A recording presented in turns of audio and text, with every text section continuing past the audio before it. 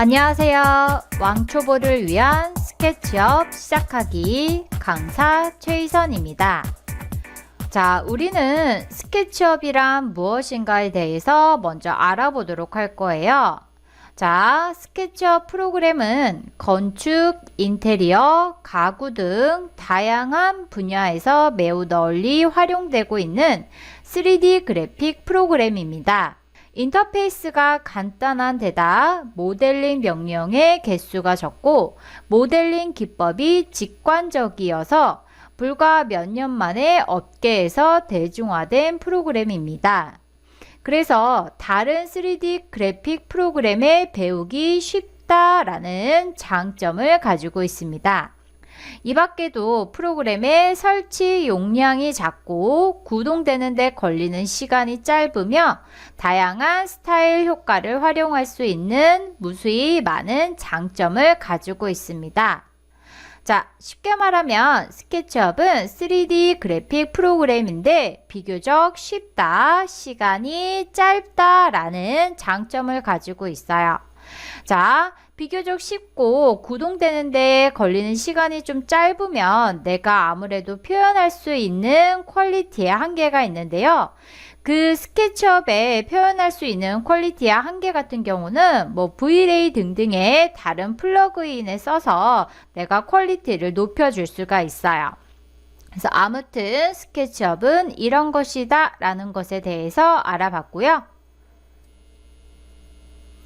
자, 우리는 이번에 왕초보를 위한 스케치업 시작하기 강의에서 자, 뷰 툴바, 드로잉 툴바, 드로잉 에어리어 방식, 푸시풀 돌출, 객체를 선택하는 방법, 팔로미 따라가기, 카메라 툴바에 대해서 알아보도록 할 거고요. 자, 그룹 설정과 무브, 로테이트, 스케일, 옵셋에 대해서도 알아보도록 할 거예요. 자, 그리고 컴포넌트, 자, 덩어리 설정하는 방법, 섹션 플랜, 단면 도구, 그 다음에 인터섹트 페이스에 대해서도 알아보도록 할 거예요.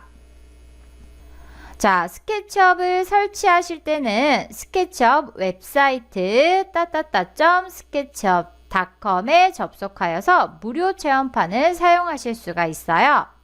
자, 인터넷 창을 보시게 되면 자, 이렇게 sketchup.com 들어가셔서 내가 스케치업을 무료 체험판 사용하실 수가 있는데요. 자, 여기 제품 부분 클릭하시게 되면 자, 개인용, 전문가용, 교육용 해서 용도에 맞게 나눠져 있는데요. 자, 우리가 사용할 스케치업은 스케치업 프로라고 해서 전문가용을 사용하도록 할 거예요. 자, 스케치업 프리를 다운받으시게 되면 얘는 기본적으로 설치를 하지 않고 웹상에서 내가 사용할 수 있는 프로그램인데 자, 우리가 사용할 수 있는 툴이 제한적이에요. 몇 가지 안 되기 때문에 우리는 전문가용 자, 스케치업 프로 클릭하고 들어가셔서요. 여기에서 무료 30일 평가판을 다운로드 하셔서 걔를 설치하시면 돼요. 그래서 설치를 하시게 되면 이렇게 보시는 것처럼 자, 바탕화면에 내가 스케치업 2020 현재 저는 이제 2020 버전을 설치를 했는데요. 이렇게 2020이라고 해서 자, 실행하는 아이콘 생겨난 거 확인해 주실 수가 있고요. 자, 설치를 하실 때 언어를 선택하실 수가 있어요. 한국어와 영어 중간에 언어 선택 화면이 나오는데요. 자, 저 같은 경우는 영어. 자, 영문판을 설치를 했어요. 자, 나는 한글판이 더 편하다라고 하시게 되면 기능적인 차이는 없기 때문에 한글판을 설치하셔도 되는데요. 자, 3D 같은 경우는 다른 프로그램을 많이 사용한다라고 하시게 되면 영문판을 사용하시는 게 이제 다른 프로그램에서도 툴 같은 거를 확인하실 때 조금 더 이해가 쉬우실 거예요. 그래서 일단 저는 영문판을 사용하도록 할 거예요. 자, 스케치업 2020 따닥 더블 클릭하시게 되면 지금 실행이 되고 있는 거 보이실 거예요. 자, 처음에 보시게 되면 Welcome to SketchUp이라고 해서 자, 템플릿이라는 거를 지정하는 거예요. 자, 쉽게 말하면 내가 지금 사용할 이 3D에서 단위 설정하는 거예요. 어떤 공간에서 작업을 할 건지 그 특징적인 공간과 단위를 설정하는 거예요. 자, 현재 보시면 지금 Create New 모델이라고 해서 자, 심플 미터, 심플 인치, 아키텍처럴 인치, 아키텍처럴 밀리미터, 그 다음에 아키텍처럴 센티미터 단위, 그 다음에 미터 단위 등등 있는 거 보이실 거예요. 그죠? 그래서 저는 일단 그냥 기본으로 사용을 할 거기 때문에요. 자, 여기 심플 미터로 사용을 해줄 거예요. 그래서 클릭하시게 되면 자, 좀만 기다려 보시게 되면 스케치업이 이렇게 열리는 거 확인이 되실 거예요. 그죠? 자, 일단 스케치업 화면을 보시게 되면 자, 상단 부분에 여기 나는 스케치업이고 현재 내가 체험판을 쓰고 있기 때문에 며칠 남았는지 유효기간 나오게 되는 거 확인이 되실 거고요. 자, 파일 에디트 뷰라는 부분은 이제 메뉴라고 해요. 자, 클릭하시게 되면 하위 메뉴들 뜨게 되는 거 보이실 거고요. 자, 그 다음에 위에 보시게 되면 이제 툴들이 나와 있는 거 보이실 거예요. 자, 보시면 얘는 스탠다드 툴바라고 해서요. 이제 기본적으로 스케치업에서 많이 사용하는 툴들이 나와 있는 거 보이실 거고요.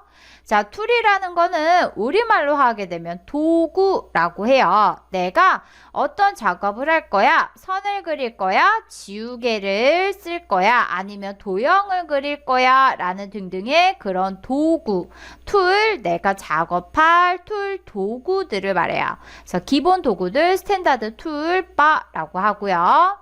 자, 오른쪽에 보시면 디폴트 트레이라고 해서 자, 작업을 도와주는 애들이에요. 쉽게 말하면 이제 작업을 도와줄 때 뭐 여러 가지 정보 또는 재질 또는 뭐 구성 요소 또는 스타일 등등이라고 해서 자, 작업을 도와주는 애들이 거의 대개 이 오른쪽에 있는 디폴트 트레이에 있다고 보시면 돼요.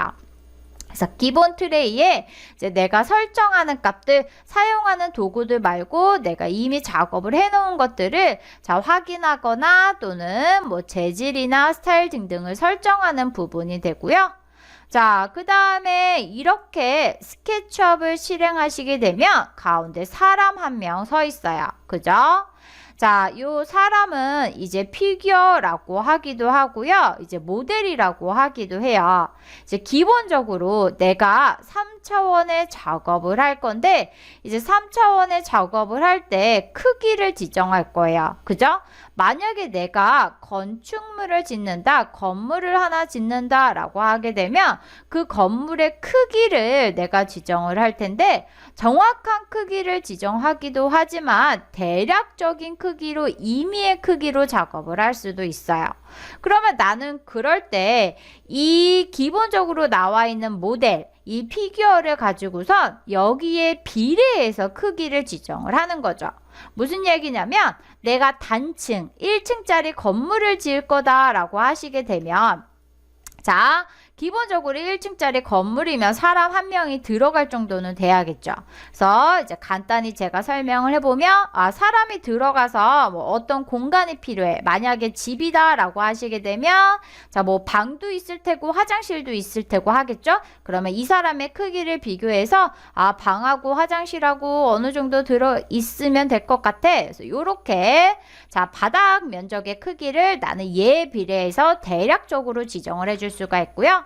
자, 그 다음에 높이, 층고를 결정할 수가 있겠죠? 그러면 나는 이제 높이 값을 지정할 거야 라고 할 때 자, 얘는 들어가야 돼요. 사람이 들어가야 되기 때문에 요 피규어보다 더 높게 이제 바닥에 뭐 기초도 있을 테고 바닥 슬라브도 있을 테고 그 다음에 천장 있을 테고 뭐 천장 슬라브도 있을 테고 그 다음에 뭐 공조 들어가고 지붕 들어가고 하니까 아무리 단층이다 라고 해도 요 정도는 돼야 될 것 같아 해서 이런 임의의 크기를 지정할 때 우리가 대략적인 스케일, 축척, 크기를 확인하기 위해서 얘를 비교하기 위해서 이렇게 세워놓는 거예요.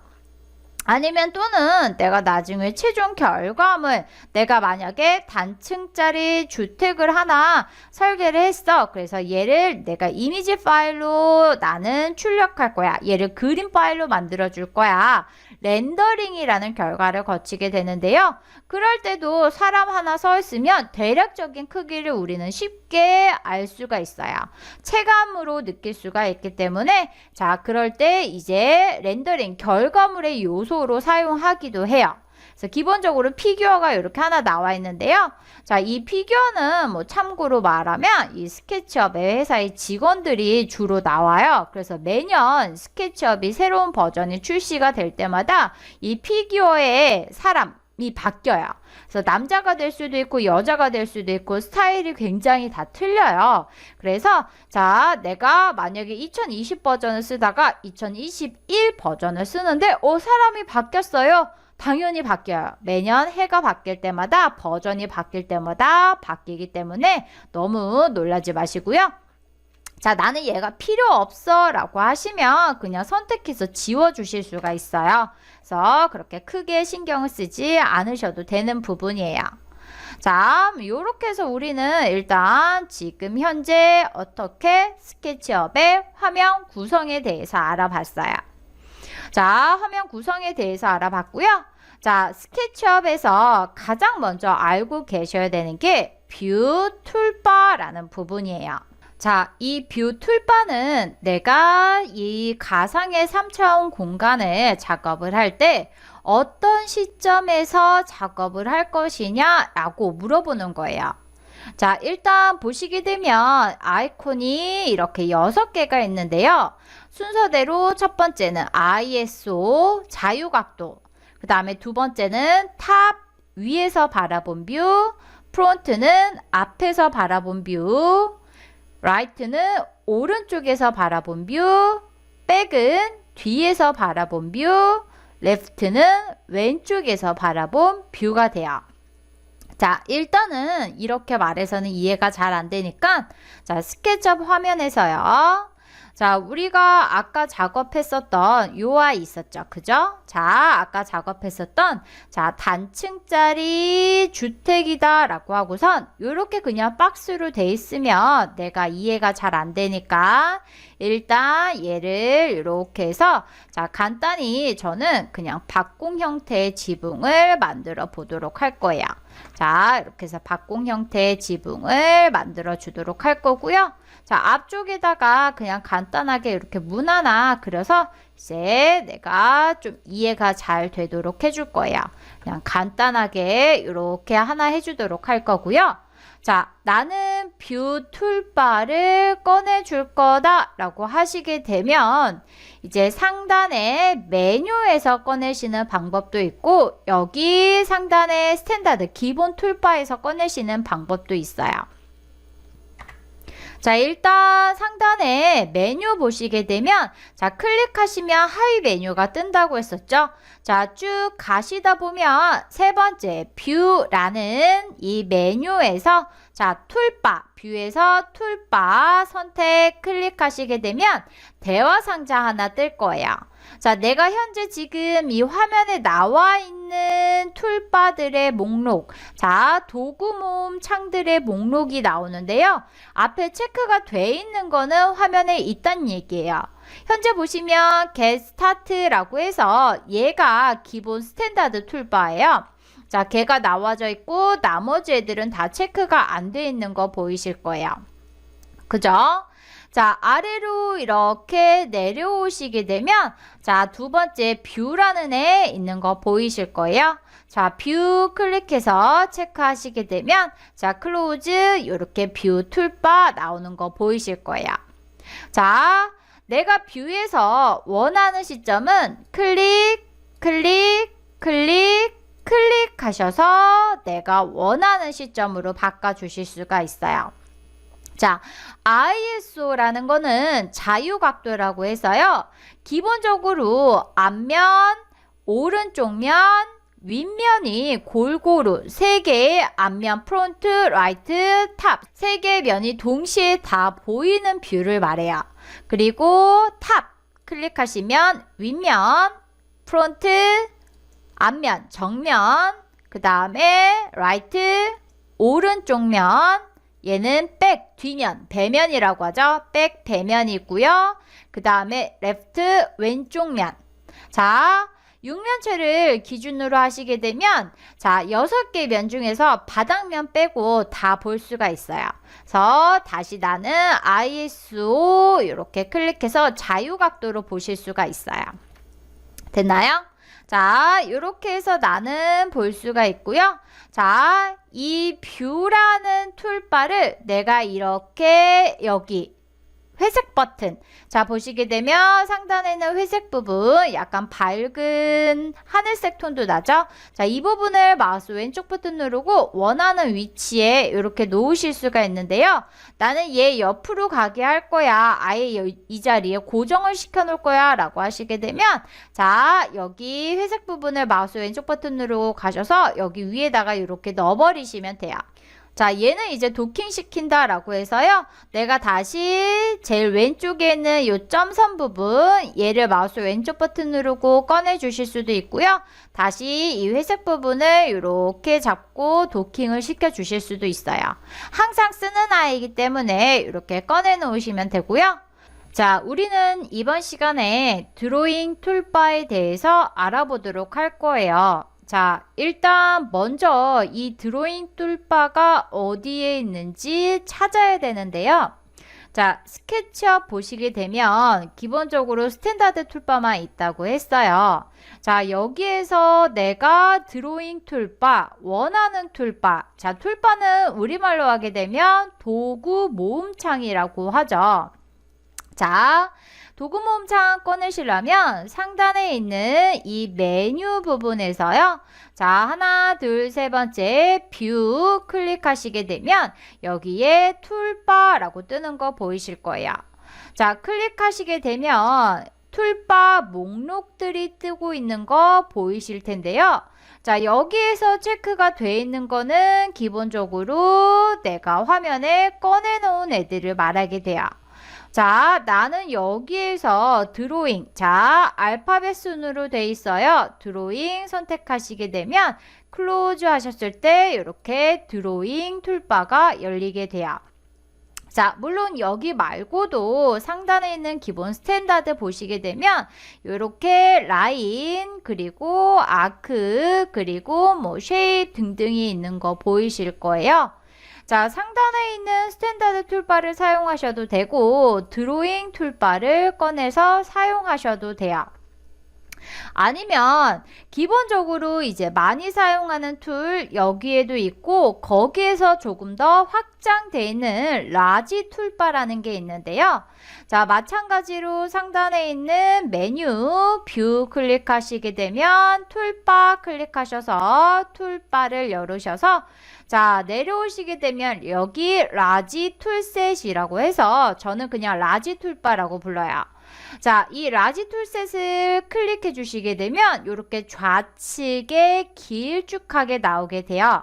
자, 기본적으로 이 스케치업에서 많이 사용이 되는 애들 상단에도 있지만 거기에서 좀 더 많이 내가 쓰기 편하게 세로로 배열이 되어 있는 애예요. 그래서 이 라지 툴바를 꺼내셔서 여기에서 작성을 하셔도 돼요. 자, 보시게 되면 이 드로잉에 관한 툴은 이렇게 비슷한 성격으로 영역을 구분을 해놨는데 보시게 되면 두 번째 칸에 이렇게 모여져 있는 거 보이실 거예요. 그죠? 그래서 이렇게 해서 우리가 볼 수가 있고요. 자, 지금 기본적으로 사람 한 명 나와 있다고 했었죠. 자, 피규어라고 하기도 하고 모델이라고 부르기도 해요. 그래서 선택해 주시고 자, 본인이 선택하시고 딜리트 눌러주시게 되면 이렇게 삭제가 되는 거 보이실 거예요. 자, 일단 지금 우리는 어떻게 보고 있냐면 자, 약간 앞면, 오른쪽 면, 윗면을 보고 있어요.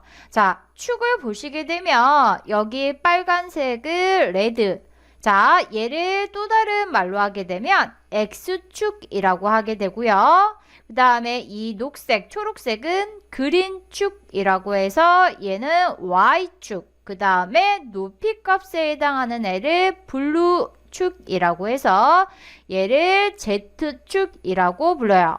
레드, 그린, 블루, RGB 순서로 X, Y, Z.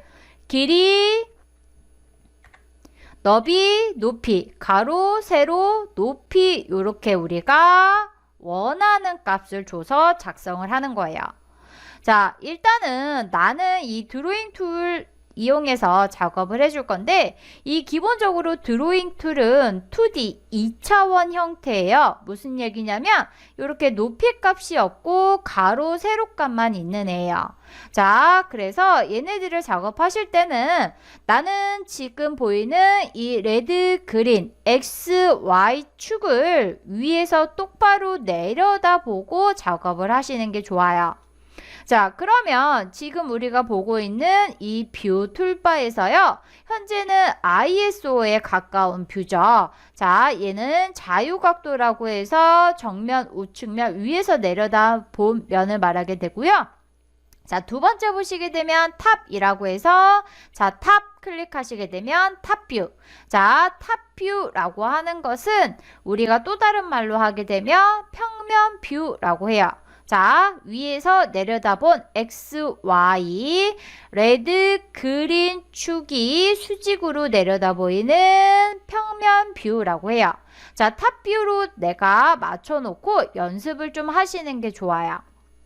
자, 그러면 일단 다시 교환을 보시고요. 자, 드로잉 툴바의 순서대로 제가 적어놨어요. 자, 라인은 말 그대로 직선. 자, 점 2개를 찍어주면 그 중간에 무수히 많은 점들이 연결이 돼서 직선을 만들어 주고요. 자, 프리핸드는 자유곡선, 곡선을 내가 원하는 대로 그릴 수가 있어요. 자, 렉탱글은 사각형이라고 하고요. 자, 로테이트 렉탱글은 말 그대로 회전된 사각형인데 그렇게 많이 쓰진 않아요. 자, 서클은 원이라고 하고요. 폴리건은 다각형이라고 해요. 자, 일단 한번 확인해 보도록 할 거예요. 다시 스케치업에서요. 요건 제가 테스트 했으니까 지워주도록 하고요. 자, 첫 번째가 뭐냐면 라인이에요. 자, 툴 사용하시는 방법은 내가 원하는 툴 클릭하시고요. 보시게 되면 해당하는 툴의 아이콘 형태로 바뀌는 거 보이실 거예요. 자, 연필 모양으로 바뀌었다는 얘기예요. 자, 기본적으로 이렇게 화살표만 돼 있었는데 내가 라인 툴을 선택하니까 화살표 모양이 클릭 어떻게 연필 모양으로 바뀌어서 내가 지금 이 연필 모양의 툴 라인 툴을 사용하고 있다. 이렇게 파란색으로 선택이 되어 있는 것까지 확인이 돼요. 자, 라인은 직선을 그리는데 제가 아까도 말했지만 점을 찍는 거예요. 자, 클릭하시고요. 또 다른 점 클릭하셔서 내가 두 점을 찍어주게 되면 보시는 것처럼 중간에 무수히 많은 점을 찍어줘서 라인, 직선을 그리는 거예요. 계속 연속해서 클릭, 클릭, 클릭, 클릭 하셔서 이렇게 나는 라인을 여러 개 그릴 수가 있고요. 다 했어 라고 하시게 되면 ESC 키나 스페이스바 키보드 보시게 되면 하단에 가장 길다란 키, 스페이스바 키 이렇게 눌러주시면 돼요. 자, 스페이스바 키 눌러주시게 되면 다시 화살표로 바뀌고요.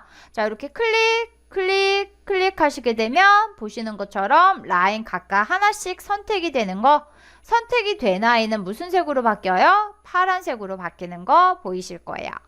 자, 이렇게 선택하시고 딜리트 선택하시고 딜리트해서 이렇게 일단 지워줄 수가 있고요. 자, 그 다음에 프리핸드 해보도록 할 거예요. 자유곡선이라고 했어요. 자, 일단 볼게요. 프리핸드 해주시고요.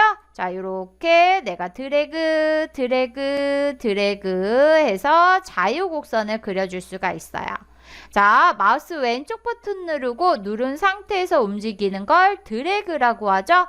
마우스 왼쪽 버튼 누른 상태에서 움직여 주시면 이렇게 자유곡선이 그려지는데 실질적으로 우리가 그래픽 프로그램에서 특히 이런 3차원 프로그램에서는 이런 자유곡선은 많이 쓰지 않아요. 말 그대로 자유곡선 부정확한 곡선이기 때문에 잘 쓰지 않고요. 일단 지워줄 거고요. 자, 세 번째로 렉탱글 사각형이라고 돼 있어요. 자, 렉탱글 클릭하시고요. 렉탱글 사각형은 보시는 것처럼 코너점이 하나, 둘, 셋, 네 개가 있어요. 내가 만약에 왼쪽 하단에 코너점을 지정했다라고 하시게 되면 그 다음에 대각선 방향에 있는 이 오른쪽 상단에 코너점을 지정하시고, 만약에 내가 오른쪽 하단에 있는 이 코너점을 먼저 찍었다라고 하시게 되면 대각선 방향에 있는 왼쪽 상단에 있는 코너점을 찍어주시면 되는 거예요. 자, 해볼게요. 자, 렉탱글 선택해 주시고요. 제가 왼쪽 상단에 있는 코너점을 클릭해서 찍었어요. 클릭이라는 거는 마우스 누르고 바로 떼는 거죠. 자, 그런 다음에 원하는 크기만큼 이렇게 움직여 주셔서 다시 한번 코너점 클릭하셔서 원하는 렉탱글 사각형 그려주시면 돼요. 자, 이렇게 해서 사각형 그렸고요. 자, 우리가 아까 했었던 라인이나 그 다음에 프리핸드랑 틀리게 이 렉탱글이라는 툴은 내가 사각형을 그리게 되면 라인, 직선 하나, 둘, 셋, 네 개로 이루어지고요. 네 개에서 내가 안쪽에 면이 자동으로 생성이 되는 거 보이실 거예요.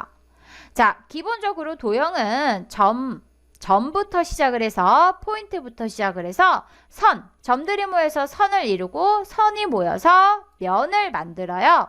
그래서 이 렉탱글이라는 툴을 사용하시게 되면 내가 점을 찍어서 선 4개를 만들고 이 4개의 선에서는 안에서 바깥으로 나아갈 수 없는 패곡선 형태로 렉탱글이 만들어져요. 패곡선 안에서 바깥으로 나갈 수 없기 때문에 그 안에 면이 자동으로 생기게 돼요. 이해되셨나요? 자, 그런 다음에 일단 요거 이제 지워주시고요. 자, 로테이트 렉탱글이라고 있다고 했는데 요거는 아직 각도 개념을 잘 모르시기 때문에 일단은 한번 볼게요. 로테이트 들어가서 찍고 3개 점을 찍었더니 그려졌어요. 자, 얘는 각도라는 개념을 알고 계셔야 되기 때문에 자, 그리는 방법이 틀릴 뿐이지 어쨌거나 사각형이 그려지는 거다라는 것까지 우리는 확인해 봤고요. 지울게요. 그 다음에 서클. 자, 서클은 원이라고 해요. 자, 서클 들어가셔서요. 자, 원 일단 보시게 되면 요런 애들이 원이죠. 그죠? 자, 원이라는 거는 중심에서부터 같은 거리에 있는 점들의 집합을 말해요. 그래서 중심에서부터 한 점까지의 거리를 우리는 반지름이라고 부르게 되죠. 그래서 그려주실 때 중심점과 반지름을 지정해 주시면 돼요. 자, 서클 들어가서요. 중심을 지정해요. 자, 클릭하셔서 중심을 찍어주시고 자, 마우스 움직여서 원하는 크기에 원하는 반지름에 클릭 원을 그려주시면 돼요. 이해되셨나요?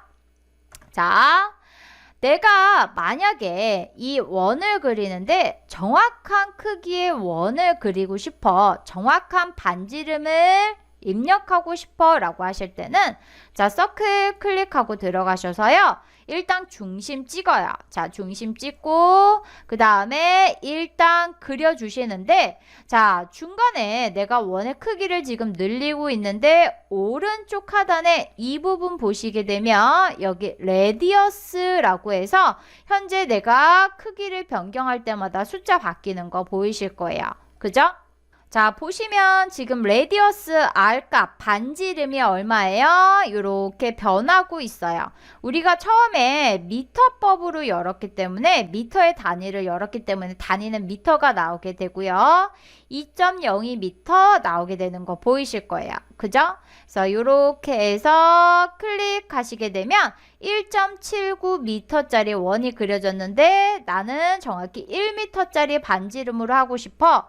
그러면 그리시고 나서 바로 1 타이핑 해주시고 키보드에서 1 타이핑 엔터 눌러주시게 되면 방금 전에 그린 거에 이렇게 적용이 되는 거 보이실 거예요. 그죠? 자, 요렇게 해서 내가 정확히 그려줄 수가 있고요. 그 다음에 원을 그렸는데 현재 보시게 되면 약간 각이 져 보이는 거 보이실 거예요. 그죠? 자, 기본적으로 곡선이라는 거는 직선의 집합이에요. 무슨 얘기냐면 내가 서클을 그릴 거야 라고 하시게 되면 자, 이렇게 서클 들어가셔서 오른쪽 하단에 상태바를 보시게 되면 사이드라고 해서 24개로 지정이 되어 있어요. 자, 내가 곡선을 그리는데 어떻게 24개의 직선을 모아서 그려준다 라는 뜻이에요. 자, 나는 24개가 너무 각이 져 보여. 그래서 좀 더 부드럽게 할 거야 라고 하실 때는 사이드의 개수 48로 바꿔줄 거야. 현재 이 상태 이렇게 서클만 들어간 상태 사이드가 보이는 상태에서 48 타이핑 엔터 눌러서 사이드의 개수를 바꿔주시고요. 이렇게 원을 그려주시면 조금 더 부드러운 원을 그려주실 수가 있어요. 자, 이렇게 해서 원을 그려주실 수가 있고요. 그 바로 옆에 보시면 폴리건이라고 있어요. 다각형이라고 하죠. 그리는 방법은 똑같아요. 중심 찍고 반지름값 지정해 주시면 폴리건, 다각형이 그려지는데 자, 기본적으로 폴리건이라는 도형, 다각형이라는 도형은 어떻게 그려지냐면 원을 이용해서 그려져서 이 중심에서부터 여기 점까지 요 거리값을 지정을 해요. 그래서 이제 내접이냐 외접이냐 그거를 우리가 선택할 수가 있는데 일단 그건 너무 어려우니까 무시하시고요. 자, 내가 폴리건을 그릴 거다. 폴리건 이렇게 클릭해 주시게 되면 마찬가지로 사이드 떠요. 자, 변의 개수예요. 이때 말하는 사이드는 변의 개수. 자, 나는 육각형 말고 오각형 그릴 거야 라고 하시게 되면 자, 사이드의 개수 6개면 육각형을 말하게 되는 거죠. 나는 오각형을 그릴 거다 라고 하시게 되면 사이드의 개수, 변의 개수는 5개가 되겠죠. 5 타이핑 엔터 쳐서 오각형으로 바꿔주시고 중심 반지름값 클릭해서 지정해 주시면 되는 거예요. 됐나요? 자, 그럼 이렇게 해서 우리 간단히 직선, 곡선, 사각형, 원, 다각형 그리는 방법에 대해서 알아봤어요. 자, 이번 시간에는 드로잉 툴바에서 아크, 2포인트 아크, 3포인트 아크, 파이에 대해서 알아보도록 할 거예요. 자, 일단 드로잉 툴바라는 거 어디에 있냐면 자, 스케치업에 보시게 되면 이 왼쪽에 있는 이 라지 툴바에서 이 두 번째 칸에 해당하는 항목이고요. 자, 만약에 내가 드로잉 툴바를 이렇게 따로 꺼내고 싶다라고 하시게 되면 자, 상단 메뉴 뷰 클릭하셔서 툴바 선택하셔서 여기에서 어떻게 나는 드로잉 체크해 주시면 되겠죠. 자, 이렇게 해서 꺼내 주시면 되고요. 자, 일단은 지금 아크는 어디에 있냐면 이 드로잉 툴바에서 뒷부분에 여기 아크 있는 거 보이실 거예요. 자, 일단 이 사람은 지워주도록 할 거고요. 자, 뷰에서 나는 탑, 자, 평면 뷰로 볼 거야. 탑 뷰 이렇게 선택해서 확인해 보도록 할 거예요. 자, 파이라는 거는 일단 제가 먼저 이렇게 그려보게 되면 자, 우리말로 하게 되면 호라고 해서요. 자, 호는 원의 일부, 서클의 일부, 서클의 조각을 말해요.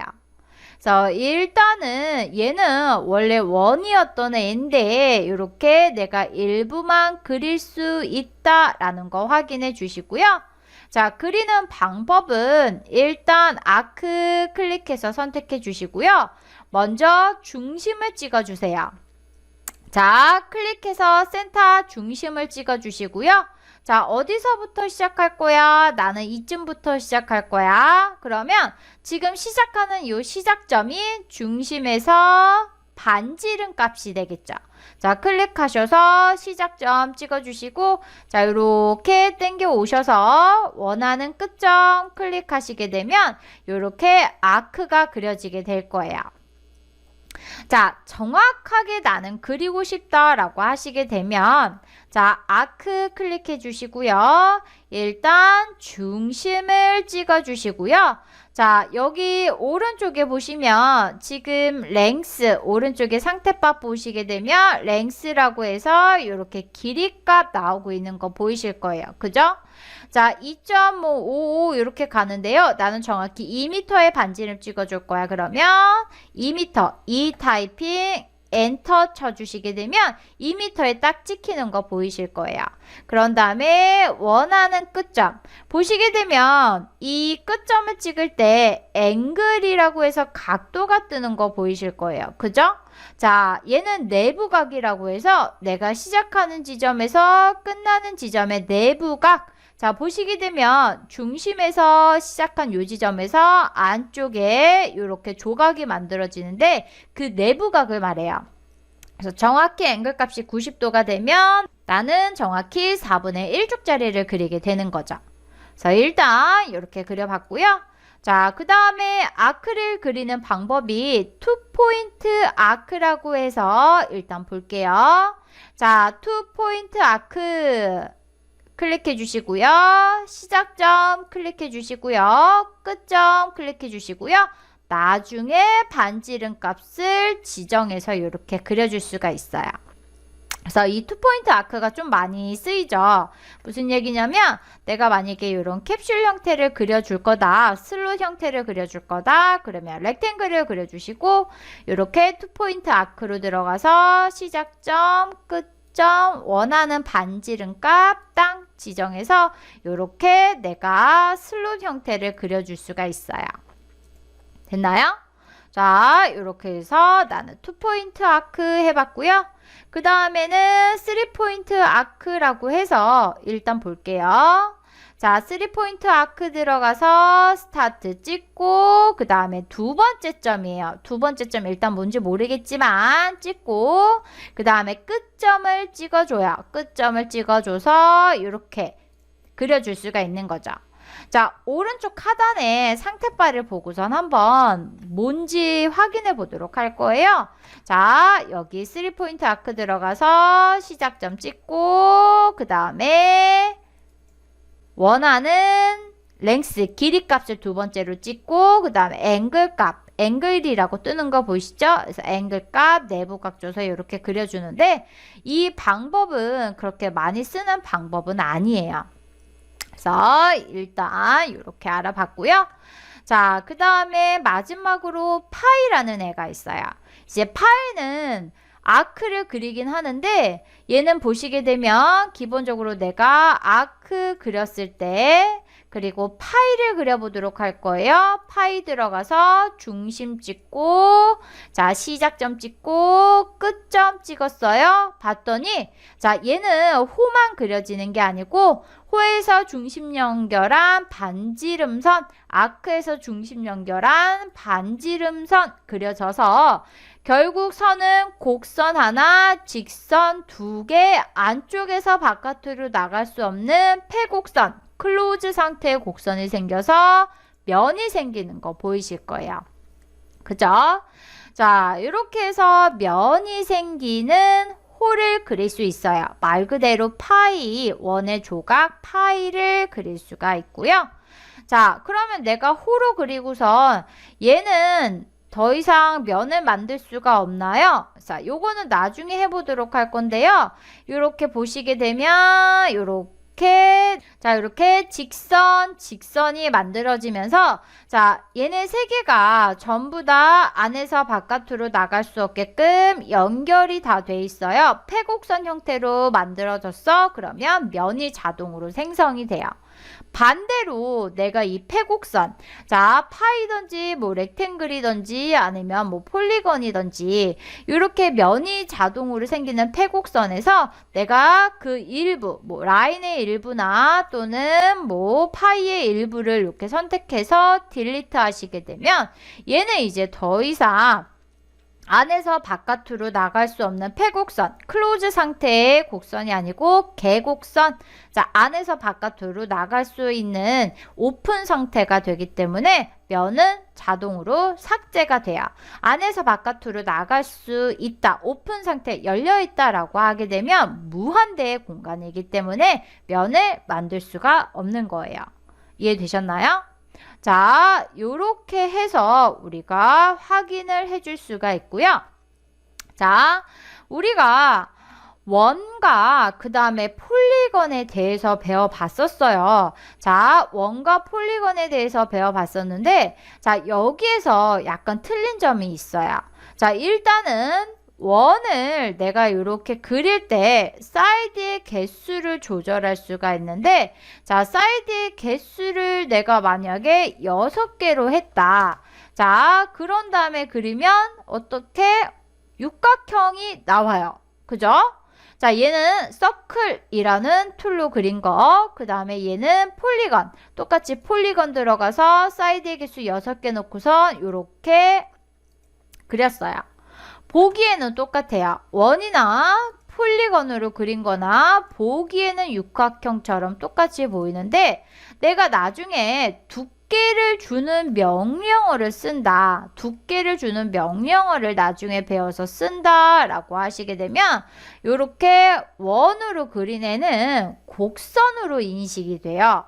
곡선으로 인식이 되기 때문에 얘를 두께를 줬을 때 이 측면 보시게 되면, 요 측면을 보시게 되면 하나의 측면, 하나의 옆면으로 이렇게 선택이 되는 거 보이실 거예요. 그죠?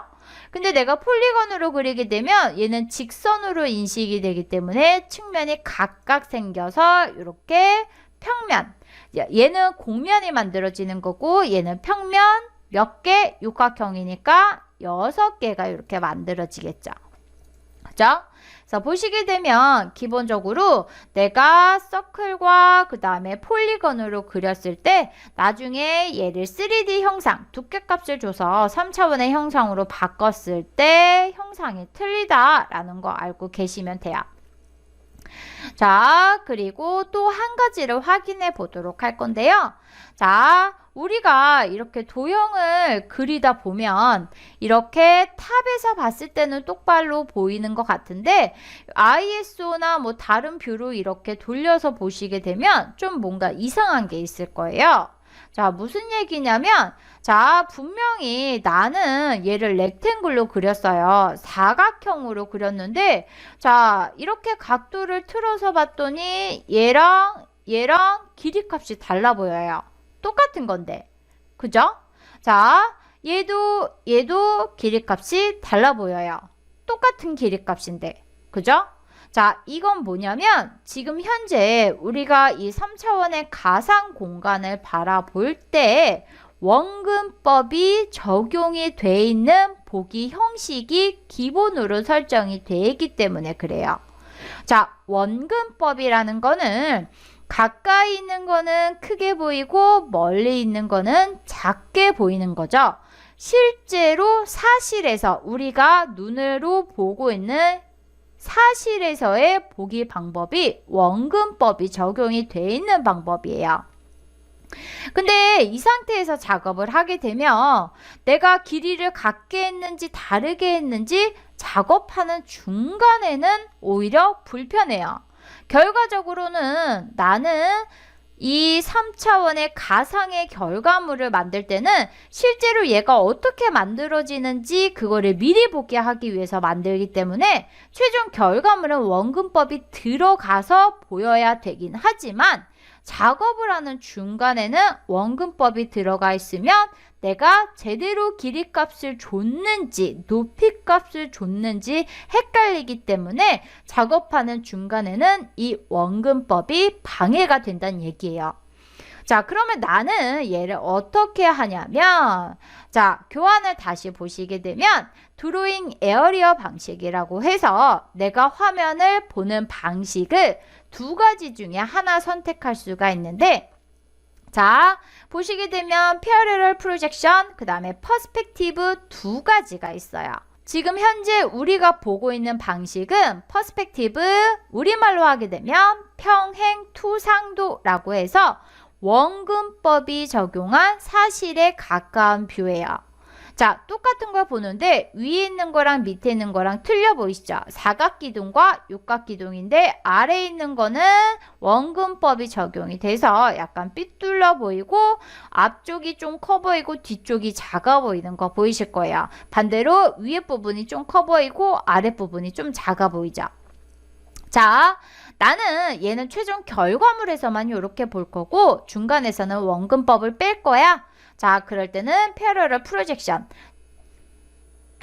우리말로 하게 되면 투시도라고 해서 원근법을 뺀, 원근법을 적용하지 않은 가상의 3차원 뷰, 길이가 같으면 뭐든지 같게 보이는 거예요. 물론 얘는 사실과는 거리가 멀죠. 실제로 우리가 눈으로 보는 것과는 틀리게 보여서 오히려 약간 이질감이 나요. 하지만 작업할 때 길이값이 같은지 틀린지는 내가 쉽게 확인이 돼요. 그래서 이 드로잉 에어리어 방식을 바꾸면서 작업을 하시는데, 자, 걔는 어디서 확인하시냐면, 자, 스케치업에서요. 자, 상단에 메뉴 있었죠? 상단의 메뉴에서 자, 클릭해 보시게 되면 하위 메뉴가 뜬다고 했어요.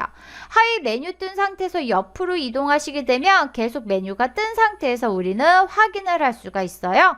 자, 여기에서 네 번째 카메라 뷰를 선택하시게 되면 카메라 메뉴를 선택하시게 되면 여기 두 번째 칸에 자, 나는 패러럴 프로젝션과 퍼스펙티브 둘 중에 하나를 선택할 수가 있어요.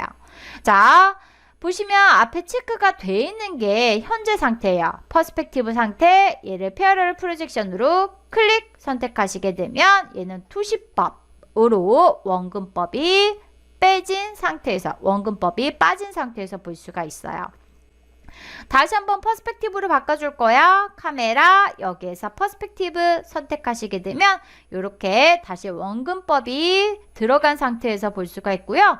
원근법이 들어간 상태가 실은 하나 더 있어요. 투포인트 퍼스펙티브라고 해서 얘는 이소점 투시토인데 자, 일단 요거는 좀 뺄 거고요. 둘 중에 하나 원하는 대로 선택하셔서 우리는 확인해 줄 수가 있어요. 됐나요? 자, 요렇게 해서 확인해 주실 수가 있고요. 아까 제가 설명한 대로 나는 작업할 때 중간에는 투시법으로 보고 다 했어 라고 하게 되면 그땐 퍼스펙티브로 보는 거예요. 됐나요? 자, 그러면 이렇게 해서 우리 원근법 보기 방식에 대해서 알아봤고요. 자, 이번 수업은 여기까지 하도록 하겠습니다. 수고하셨습니다.